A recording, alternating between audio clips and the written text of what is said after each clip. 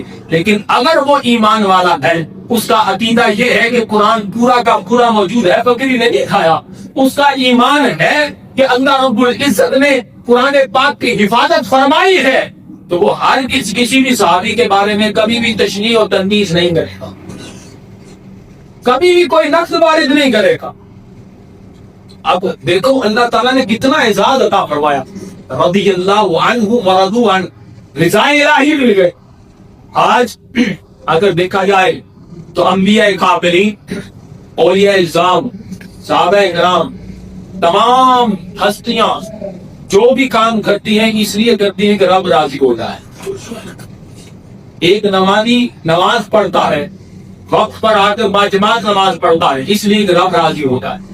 حاجی حج کرنے کے لیے جاتا ہے، مشقتیں جھیلتا ہے، کعبے کا طواف کرتا ہے، پوچھا جائے کس لیے کہ رب راضی ہو جا۔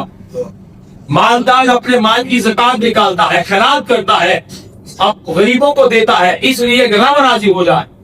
یعنی انسانوں کو دیکھا جائے جو ایمان والے ہیں وہ عمل اس لیے کر رہے ہیں، اعمال حسنہ اس لیے بجا لا رہے ہیں کہ رب راضی ہو جائے۔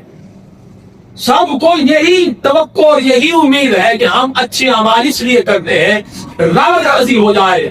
لیکن خالق کائنات نے اپنے محبوب علیہ الصلوۃ والسلام کے چند رفقا کو ان کے حیات ظاہری میں یہ بشارت رضا الہی کی خوشنودی کی سند عطا فرمانی ہے۔ اللہ رب العزت نے ارشاد فرمایا رضی اللہ عنہ ورضوا عنہ، اللہ ان سے راضی ہے وہ رب سے راضی ہے۔ یہ بشارت خالق کائنات نے ان کو حیات ظاہری میں عطا فرمانی ہے۔ تو جب جن کو ہستیوں کو رب نے اپنی رضا و خوشنودی کی سند عطا فرما دی ہے، وہ کہیں بدبخت ہی ہوگا کہ جو ان صحابہ اکرام علیہ رضوان کے بارے میں تنقید کا ذہن رکھتا ہو یا ان کے بارے میں ہلکا ذہن رکھے۔ دیکھیں سورہ توبہ آپ پڑھ کر دیکھیں، اس کی تفسیر اٹھا کر دیکھیں، آیت نمبر 100 کی آپ کو واضح پیغام ہے۔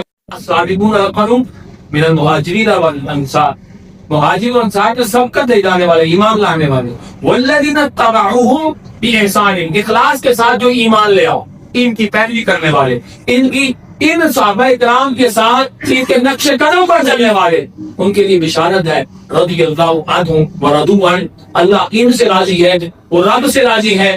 آگے بات ختم نہ ہوئی، وَأَعْدَ لَهُمْ جَنَّاتٍ تَجْرِي تَحْتَهَا الْأَنْهَارُ خَالِدِينَ فِيهَا أَبَدًا، اللہ رب العزت نے ان کے لیے جنتیں تیار کی ہیں جس کے نیچے نہریں بہتی ہیں، وہ ہمیشہ وہاں پر رہیں گی۔ سبحان اللہ، یہ تو بشارت خالق کائنات نے ان کی حیات ظاہری کا دعویٰ ماری ہے۔ تو آج بدبخت اٹھ کر یہ باتیں کرے کہ جناب یہ کسی نے حق مان لیا تھا، نہ یہ وہ ہستیاں ہیں، یہ مقدس ہستیاں ہیں، اگر یہ اپنا دامن میں چھوڑے نا تو فرشتے وضو کرنے کے لیے بیٹھے ہوتے ہیں۔ یہ وہ ہستیاں ہیں قرآن پاک نے جن کو ان سے مخاطب براہ راست فرمایا۔ یہ وہ ہستیاں ہیں کہ جنہوں نے امام الانبیاء معلم کائنات کے مدرسے میں سب سے پہلے اپنے کو طالب علم بنا کر پیش کیا ہے۔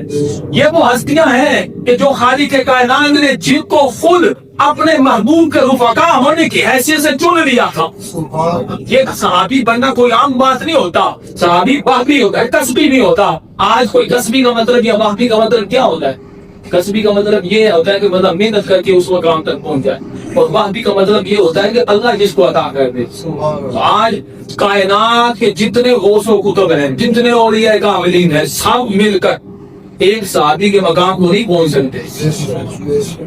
کائنات کے جتنے غوث و کتب ہیں، جتنے اولیاء کاملین ہیں، سب مل کر ایک صحابی کے مقام کو نہیں پہنچ سکتے، کیونکہ صحابی بننا وحی ہے، اللہ کی عطا ہے۔ صحابی کہتے اس کو ہے کہ جس میں حالت ایمان میں نبی پاک سے شرف ملاقات حاصل بھی ہو، چاہے کوئی حدیث نقل کی ہو یا نہ کی ہو، چاہے کوئی آیت سنی ہو یا نہ سنی ہو، بس شرف ملاقات کی ہو اور حالت ایمان میں ہی وصال ظاہری کرنے ہو، وہ صحابی ہوتا ہے۔ جب صحابی کی شان ہی رب نے ہی بنائی ہے، کوئی کائنات کا کیسا بھی بندہ آج اٹھ کر جیسے مرضی عمل کر لے، وہ صحابی کے مقام کو ہرگز نہیں پہنچ سکتا، وہ کبھی بھی نہیں پہنچ سکتا، اس لیے کہ یہ شان رب نے عطا فرمائی ہے۔ یہ صحابیت کا دروازہ ختم ہو چکا ہے۔ اب کائنات قیامت تک کے لیے ہم عمل ضرور کریں گے، ان کے نقش قدم پر چلتے ہوئے، اس لیے کہ نبی پاک صلی اللہ علیہ وسلم کے فرمان کے مطابق یہ ہدایت کے ستارے ہیں، اور نبی پاک صلی اللہ علیہ وسلم کے فرمان کے مطابق ما انا علیہ و اصحابہ کے معیار کے مطابق یہ معیار حق ہے، ان کے نقش قدم پر چلنے والا کامیاب زندگی گزارتا ہے۔ ہمارا عقیدہ ظاہری ہو چکا کہ کبھی بھی کسی بھی صحابی کے بارے میں ذرا سی بھی نقص، ذرا سی بھی تشریح، ذرا سی بھی تقصیر کسی کو کرتے پائے تو سمجھ لیجیے گا اس بندے کا قرآن پر عمل نہیں، وہ بے ایمان ہے۔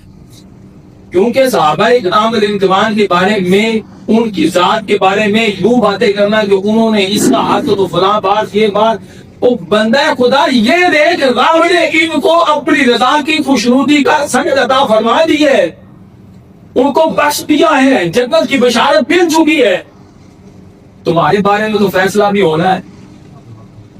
دیکھو اللہ رب العزت جنتیوں کے بارے میں بخاری شریف کی روایت ہے، اللہ تعالیٰ جب جنتیوں کا فیصلہ فرما دے گا اور وہ جنت میں چلے جائیں گے، وہ نعمتوں سے مستفید ہو رہے ہوں گے، مسرت میں ہوں گے، بڑی نعمتوں سے استفادہ کر رہے ہوں گے، خوش ہوں گے، خوش و خرم ہوں گے۔ خالق کی کائنات ارشاد فرمائے گا حل رضیتم، کیا تم راضی ہو؟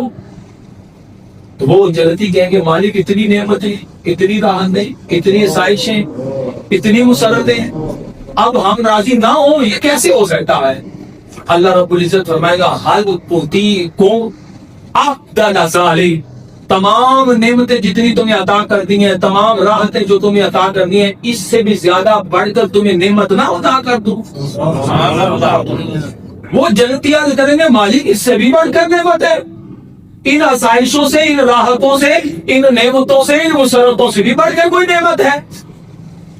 وہ سوال کرے کہ خالق کے کائنات سے اللہ رب العزت عطا فرمائے گا احل علیکم رضوانی، اب میں تم کو اپنی رضا کی سند عطا کرتا ہوں۔ وہ جنت میں جائیں گے تو پھر یہ فیصلہ ہوگا، لیکن امام الانبیاء کے رفقا کے بارے میں خالق کائنات نے پہلے ہی جنتی رضا والی، خوشنودی کی رضا والی جو بات ہے، اللہ رب العزت نے قرآن پاک کے اندر، قرآن کے آیت کے سورہ توبہ کی آیت نمبر 100 میں یہ بشارت پہلے صحابہ کرام کو عطا فرما دی ہے۔ کیا فرمایا؟ رضی اللہ عنہم ورضوا عنہ، اللہ ان سے راضی ہے، وہ اللہ سے راضی ہے۔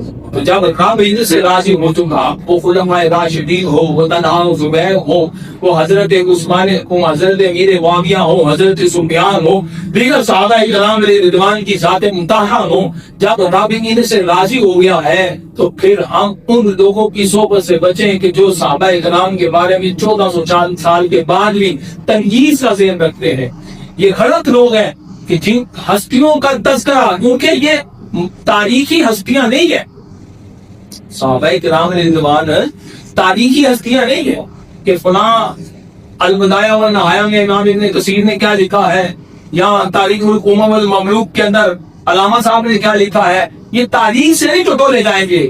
یہ وہ ہستیاں ہیں تو قرآنی ہستیاں ہیں جن کی موجودگی میں قرآن نازل ہوتا رہا ہے، یہ وہ پہلے مخاطب ہے، رب ان سے خطاب فرماتا رہا ہے، یا ایھا الذین آمنوا، ان کو خطاب ہوتا رہا ہے، ان کے ذریعے ہم تک یہ پیغام پہنچتا ہے۔ اللہ اور اللہ کے رسول کا پیغام ان صحابہ کرام کے ذریعے وسیلہ بنا ہے ہم تک پہنچنے کا۔ تو یہ وہ ہستیاں پاک باز ہستیاں ہیں، ان کا نام بھی ہم، ان مقدس ہستیاں کا نام بھی بڑے ادب سے لینا چاہیے۔ جب بھی یہ بات ہمارے سامنے ہے کہ رضی اللہ عنہم ورضوا عنہ کا اللہ نے قرآن پاک میں بڑا تذکرہ فرمایا، کئی مقامات پر اللہ رب العزت نے انہی الفاظ کے مفہوم کے ساتھ ذکر فرمایا۔ اور جب یہی بات ہے کہ جب رب نے قرآن پاک میں ان کا تذکرہ ان الفاظ کے ساتھ ذکر کیا ہے، اسی لیے جب بھی کسی صحابی کا نام آتا ہے تو مسلمان مومن فوراً رضی اللہ عنہ کہہ دیتے ہیں۔ جب نبی پاک کا نام آتا ہے یا انبیاء کرام کا نام آتا ہے، انبیاء کرام کا کبھی نام لیا جائے تو علیہ السلام لکھتا ہے۔ جب نبی پاک کا خاتم النبیین کا نام آتا ہے تو صلی اللہ علیہ وسلم ہماری زبانوں سے نکل آتا ہے۔ جب کسی صحابی کا نام آتا ہے تو فوراً کیا نکلتا ہے؟ رضی اللہ عنہ، اس لیے کہ رب ان سے راضی ہے۔ تو ہم اسی لیے دعا دے رہے ہوتے ہیں کہ ان کو دعا دینے سے ہمارا بیڑا پار ہو رہا ہے۔ میرا موضوع تو سیرت حضرت فاروق اعظم رضی اللہ تعالیٰ عنہ، لیکن یہ عقیدے کی بات سمجھانا ضروری ہے کہ دور حاضر کے اندر بہت سے لوگ نعوذ باللہ تعالی اس طرح کے چکروں میں ہمیں صحابہ کرام اور اہل علم اور اولو العزم لوگوں کے بارے میں تنقید کا ذہن دے رہے ہوتے ہیں یا تنشنی کا ذہن دے رہے ہوتے ہیں، بڑے مفکر و مفسر پڑھ رہے ہوتے ہیں، لیکن یاد رکھیے گا کہ حضرت ایک عارف باللہ کا کلام ہے، وہ ان کا معقولہ ہے۔ فرمایا کہ جب بھی صحابہ کرام یا اصحاب رسول کے بارے میں تم نے سوچ و بچار کرنی ہو یا بولنا ہو تو گندی مکھی کی طرح تاریخ کی کتابوں میں نہیں ڈھونڈ رہا ہو، کیونکہ گندی مکھی گند پر بیٹھتی ہے، وہ گند ہی ڈھونڈے گی۔ لیکن کیا کرنا ہے؟ آگے فرمایا شہد کی مکھی کی طرح قرآن کے اوراق سے فیض اٹھاتے ہوئے مٹھاس نصیب کرتی ہے۔ کیونکہ